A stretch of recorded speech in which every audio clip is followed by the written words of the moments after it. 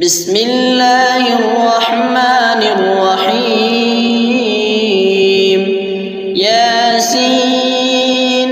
والقرآن الحكيم إنك لمن المرسلين على صراط مستقيم تنزيل العزيز الرحيم لتنذر قوما ما أنذر آباؤهم فهم غافلون لقد حق القول على أكثرهم فهم لا يؤمنون إنا جعلنا في أعناقهم أغلالا فهي إلى الأذقان فهم مقمحون وجعلنا من بين أيديهم سدا ومن خلفهم سدا فأغشيناهم فهم لا يبصرون وسواء عليهم أأنذرتهم أم لم تنذرهم لا يؤمنون إنما تنذر من اتبع الذكر وخشي الرحمن بالغيب فبشره بمغفرة وأجر كريم إنا نحن نحيي الموتى ونكتب ما قدموا وآثارهم وكل شيء أحصيناه في إمام مبين واضرب لهم مثلا أصحاب القرية إذ جاءها المرسلون إذ أرسلنا إليهم اثنين فكذبوهما فعززنا بثالث فقالوا إنا إليكم مرسلون قالوا ما أنتم إلا بشر مثلنا وما أنزل الرحمن من شيء إن أنتم إلا تكذبون قالوا ربنا يعلم إنا إليكم لمرسلون وما علينا إلا البلاغ المبين قالوا إنا تطيرنا بكم لئن لم تنتهوا لنرجمنكم وليمسنكم منا عذاب أليم قالوا طائركم معكم أئن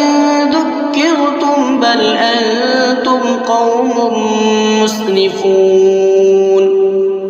وجاء من أقصى المدينة رجل يسعى قال يا قوم اتبعوا من لا يسألكم أجرا وهم مهتدون وما لي لا أعبد الذي فطرني وإليه ترجعون أأتخذ من دونه آلهة إن يردني الرحمن بضر لا تغن عني شفاعتهم شيئا ولا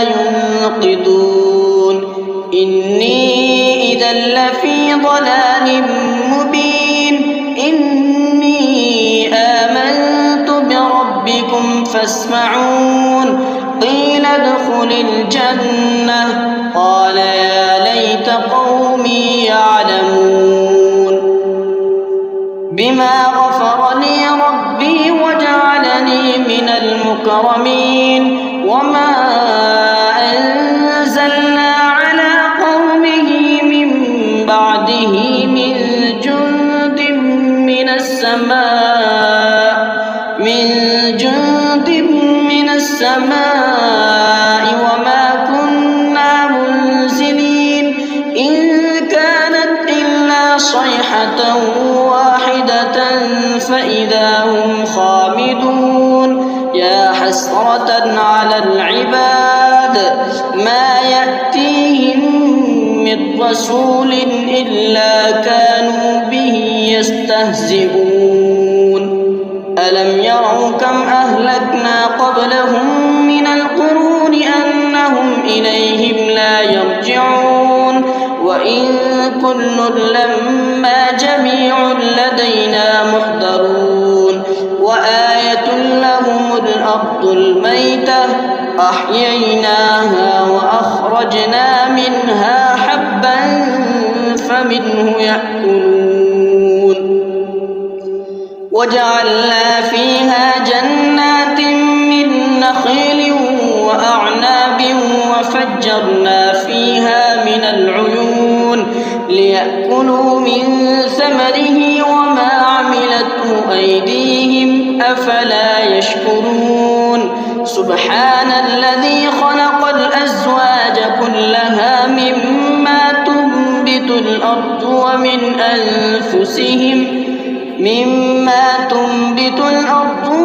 أنفسهم ومما لا يعلمون وآية لهم الليل نسلخ منه النهار فإذا هم مظلمون والشمس تجري لمستقر لها ذلك تقدير العزيز العليم والقمر قدرناه منازل حتى عاد كالعرجون القديم لا الشمس ينبغي لها أن تدرك القمر ولا الليل سابق النهار وكل في فلك يسبحون وآية لهم أنا حملنا ذريتهم في الفلك المشحون وخلقنا لهم من مثله ما يركبون وإن نشأ نغرقهم فلا صريخ لهم ولا هم ينقذون إلا رحمة منا ومتاعا إلى حين وإذا قيل لهم اتقوا ما بين أيديكم وما خلفكم لعلكم ترحمون وما تأتيهم من آية من آيات ربهم إلا كانوا عنها معرضين وإذا قيل لهم أنفقوا مما رزقكم الله قال الذين كفروا للذين آمنوا أنطعم من لو يشاء الله أطعمه إن أنتم إلا في ضلال مبين ويقولون متى هذا الوعد إن كنتم صادقين ما ينظرون إلا صيحة واحدة تأخذهم وهم يخصمون فلا يستطيعون توصية ولا إلى أهلهم يرجعون ونفخ في الصور فإذا هم من الأجداث إلى ربهم ينسلون قالوا يا ويلنا من بعثنا من مرقدنا هذا ما وعد الرحمن وصدق المرسلون إن كانت إلا صيحة واحدة فإذا هم جميع لدينا محضرون فاليوم لا تظلم نفس شيئا ولا تجزون إلا ما كنتم تعملون إن أصحاب الجنة اليوم في شغل فاكهون هم وأزواجهم في ظلال على الأرائك متكئون لهم فيها فاكهة ولهم ما يدعون سلام قولا من رب رحيم وامتازوا اليوم أيها المجرمون ألم أعهد إليكم يا بني آدم ألا تعبدوا الشيطان إنه لكم عدو مبين وأن اعبدوني هذا صراط مستقيم ولقد أضل منكم جبلا كثيرا أفلم تكونوا تعقلون هذه جهنم التي كنتم توعدون اصلوها اليوم بما كنتم تكفرون اليوم نختم على أفواههم وتكلمنا أيديهم وتشهد أرجلهم بما كانوا يكسبون ولو نشاء لطمسنا على أعينهم فاستبقوا الصراط فأنى يبصرون ولو نشاء لمسخناهم على مكانتهم فما استطاعوا مضيا ولا يرجعون ومن نعمره ننكسه في الخلق أفلا يعقلون وما علمناه الشعر وما ينبغي له إن هو إلا ذكر وقرآن مبين لينذر من كان حيا ويحق القول على الكافرين أولم يروا أنا خلقنا لهم مما عملت أيدينا أنعاما فهم لها مالكون وضللناها لهم فمنها ركوبهم ومنها يأكلون ولهم فيها منافع ومشارب أفلا يشكرون واتخذوا من دون الله آلهة لعلهم ينصرون لا يستطيعون نصرهم وهم لهم جند محضرون فلا يحزنك قولهم إنا نعلم ما يسرون وما يعلنون أولم ير الإنسان أنا خلقناه من نطفة فإذا هو خصيم مبين وضرب لنا مثلا ونسي خلقه قال من يحيي العظام وهي رميم قل يحييها الذي أنشأها أول مرة وهو بكل خلق عليم الذي جعل لكم من الشجر الأخضر نارا فإذا أنتم منه توقدون أوليس الذي خلق السماوات والأرض بقادر على أن يخلق مثلهم بلى وهو الخلاق العليم إنما أمره إذا أراد شيئا أن يقول له كن فيكون فسبحان الذي بيده ملكوت كل شيء وإليه ترجعون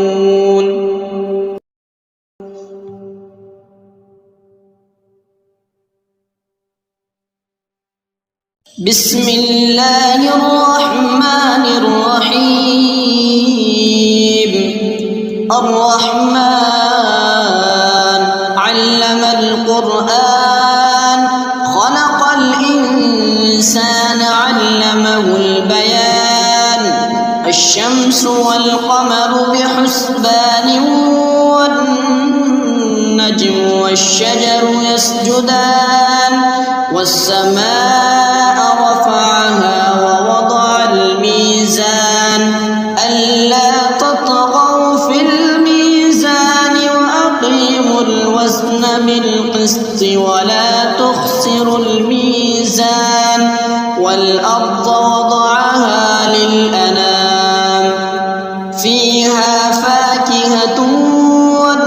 والنخل ذات الأكمام والحب ذو العصف والريحان فبأي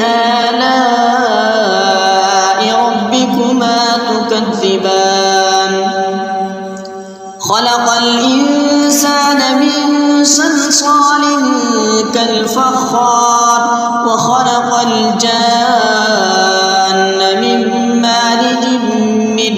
نار فبأي آلاء ربكما تكذبان رب المشرقين ورب المغربين فبأي آلاء ربكما تكذبان مرج البحرين يلتقيان بينهما برزخ لا يبغيان فبأي آلاء ربكما تكذبان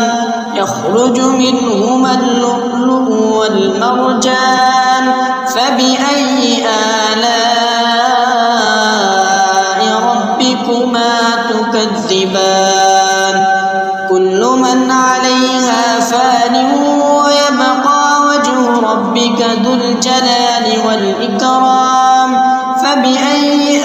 آلاء ربكما تكذبان يسأله من في السماوات والأرض كل يوم هو في شأن فبأي آلاء ربكما تكذبان سنفرغ لكم أيها الثقلان فبأي آلاء ربكما تكذبان يا معشر الجن والإنس إن استطعتم أن تنفذوا من أقطار السماوات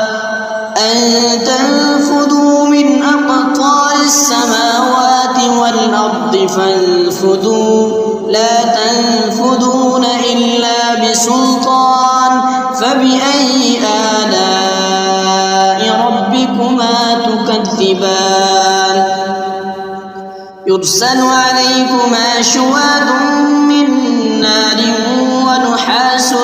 فلا تنتصران فبأي آلاء ربكما تكذبان فإذا انشقت السماء فكانت وردة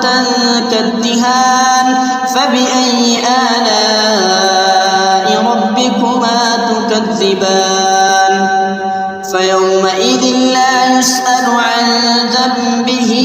إنس ولا جان فبأي آلاء ربكما تكذبان يعرف المجرمون بسيماهم فيؤخذ بالنواصي والأقدام فبأي آلاء ربكما تكذبان هذه جهنم التي يكذب بها المجرمون يطوفون بينها وبين حميم آن فبأي آلاء ربكما تكذبان ولمن خاف مقام ربه جنتان فبأي آلاء ربكما تكذبان ذواتا أفنان فبأي آلاء ربكما تكذبان فيهما عينان تجريان فبأي آلاء ربكما تكذبان فيهما من كل فاكهة زوجان فبأي آلاء ربكما تكذبان فيهما من كل فاكهة زوجان فبأي آلاء ربكما تكذبان متكئين على فرش مطائلها من استبرق وجنى الجنتين دان فبأي آلاء ربكما تكذبان فيهن قاصرات الطرف لم يطمثهن إنس قبلهم ولا جان فبأي آلاء ربكما تكذبان كأنهن الياقوت والمرجان فبأي آلاء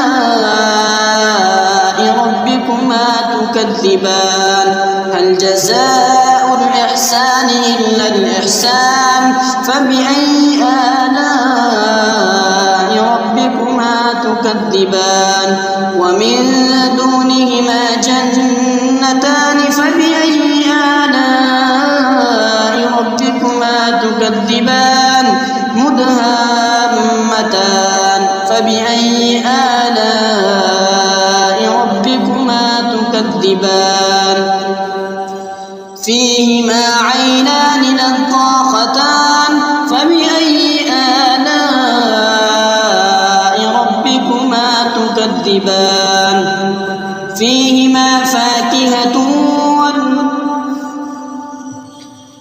فيهما فاكهة ونخل ورمان فبأي آلاء ربكما تكذبان فيهن خيرات حسان فبأي آلاء ربكما تكذبان حور مقصورات في الخيام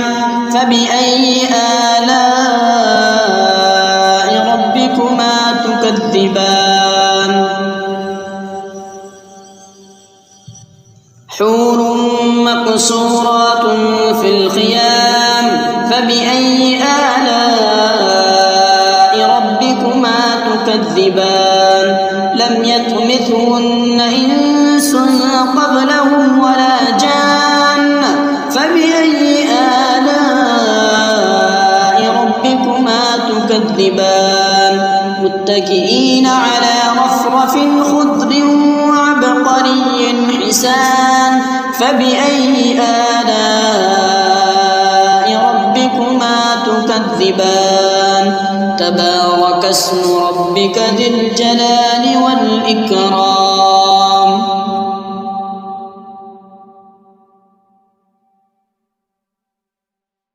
بسم الله الرحمن الرحيم إذا وقعت الواقعة ليس لوقعتها كاذبة خافضة رافعة إذا رجت الأرض رجا وبست الجبال بسا فكانت هباء منبثا وكنتم أزواجا ثلاثة فأصحاب الميمنة ما أصحاب الميمنة وأصحاب المشأمة ما أصحاب المشأمة والسابقون السابقون أولئك المقربون في جنات النعيم ثلة من الأولين وقليل من الآخرين على سرر موضونة متكئين عليها متقابلين يطوف عليهم ولدان مخلدون بأكواب وأباريق وكأس من معين لا يصدعون عنها ولا ينزفون وفاكهة مما يتخيرون ولحم طير مما يشتهون وحور عين كأمثال اللؤلؤ المكنون جزاء بما كانوا يعملون لا يسمعون فيها لغوا ولا تأثيما إلا قيلا سلاما سلاما وأصحاب اليمين ما أصحاب اليمين في سدر مخضود وطلح مندود وظل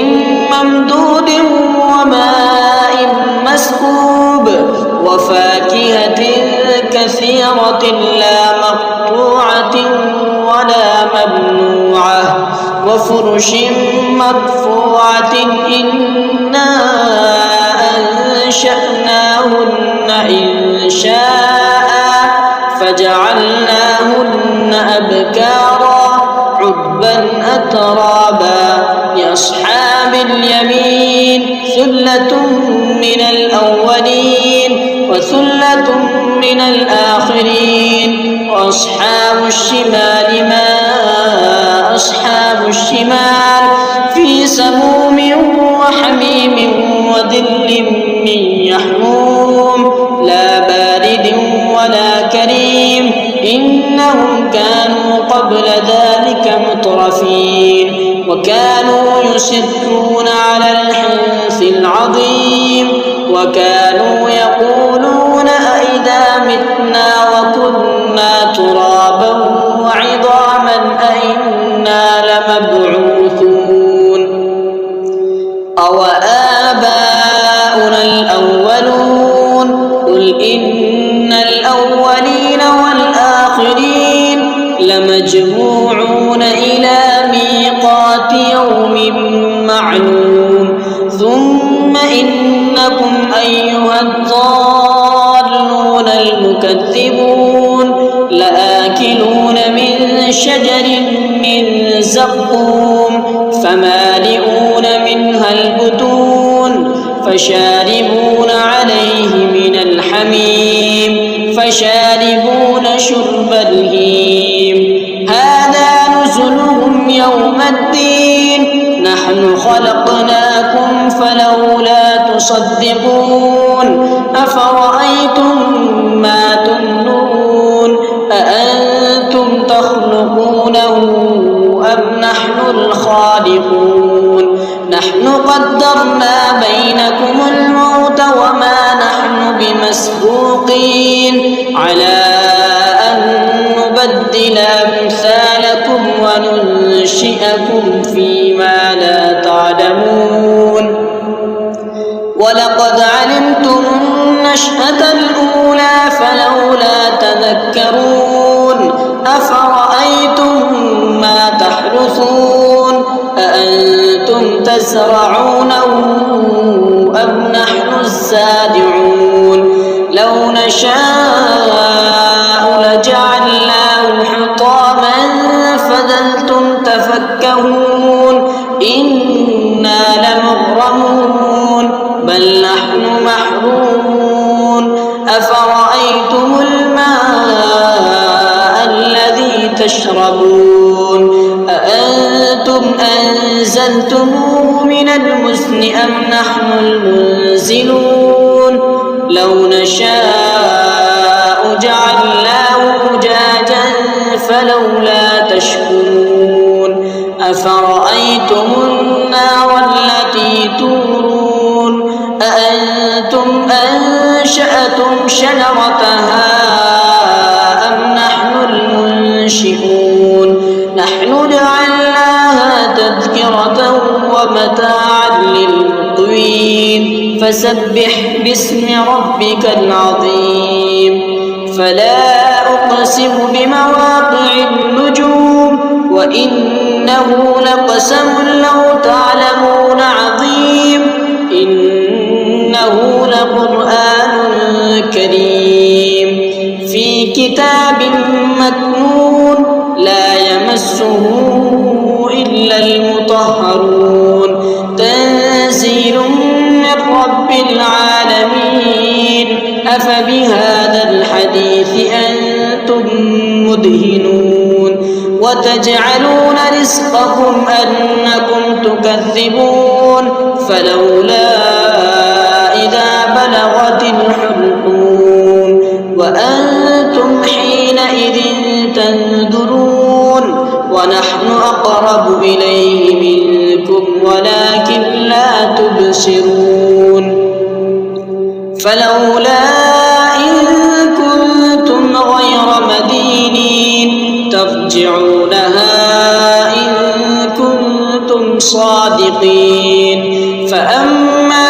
إن كان من المقربين فروح وريحان وجنة نعيم وأما إن كان من أصحاب اليمين فسلام لك من أصحاب اليمين وأما إن كان من المقربين المكذبين الضالين فنزل من حميم وتصلية جحيم إن هذا لهو حق اليقين فسبح باسم ربك العظيم بسم الله الرحمن الرحيم تبارك الذي بيده الملك وهو على كل شيء قدير الذي خلق الموت والحياة ليبلوكم أيكم أحسن عملا وهو العزيز الغفور الذي خلق 7 سماوات طباقا ما ترى في خلق الرحمن من تفاوت فارجع البصر هل ترى من فتور ثم ارجع البصر كرتين ينقلب إليك البصر خاسئا وهو حسير ولقد زينا السماء الدنيا بمصابيح وجعلناها رجوما للشياطين وأعتدنا لهم عذاب السعير وللذين كفروا بربهم عذاب جهنم وبئس المصير إذا ألقوا فيها سمعوا لها شهيقا وهي تفور تكاد تميز من الغيظ كلما ألقي فيها فوج سألهم خزنتها ألم يأتكم نذير قالوا بلى قد جاءنا نذير فكذبنا وقلنا ما نزل الله من شيء إن أنتم إلا في ضلال كبير وقالوا لو كنا نسمع أو نعقل ما كنا في أصحاب السعير فاعترفوا بذنبهم فسحقا لأصحاب السعير إن الذين يخشون ربهم بالغيب لهم مغفرة وأجر كبير وأسروا قولكم أو اجهروا به إنه عليم بذات الصدور ألا يعلم من خلق وهو اللطيف الخبير هو الذي جعل لكم الأرض ذلولا فامشوا في مناكبها وكلوا من رزقه وإليه النشور أأمنتم من في السماء أن يخسف بكم الأرض فإذا هي تمور أم أمنتم من في السماء أن يخسف أن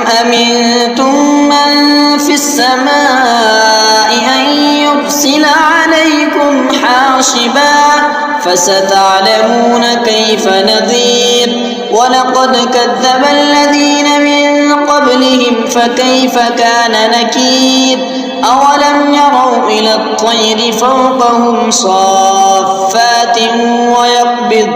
ما يمسكهن إلا الرحمن إنه بكل شيء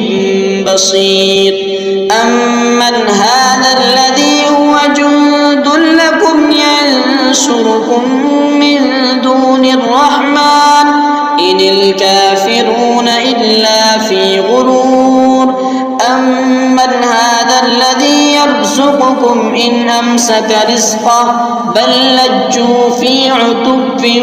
ونفور أفمن يمشي مكبا على وجهه أهدى أمن يمشي سويا على صراط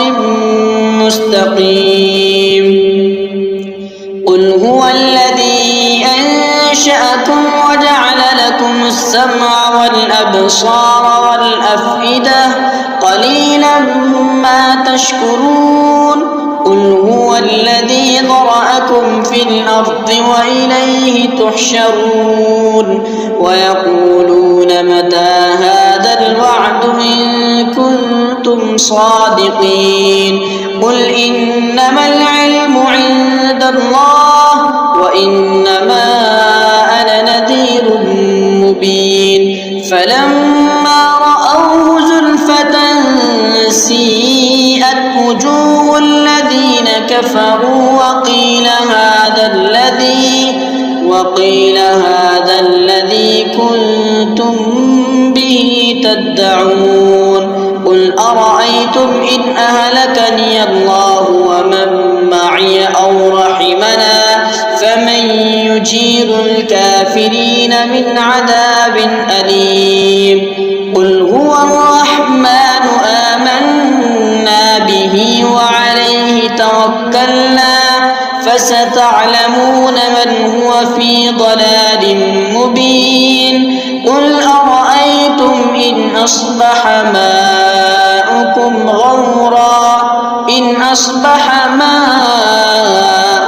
غورا فمن يأتيكم